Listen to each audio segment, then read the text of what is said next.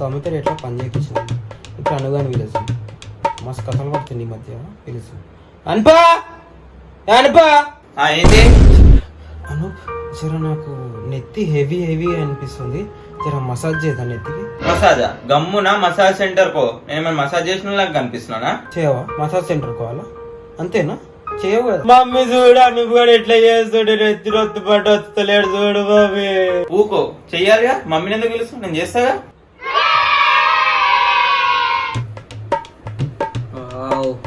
super that is known as పిస్కే massage పిస్తున్నట్టు లేదురా నువ్వు కోపం కొడుతున్నట్టుంది దిస్ ఈస్ నోన్ యాజ్ గుంజె మసాజ్ పోయినా నువ్వు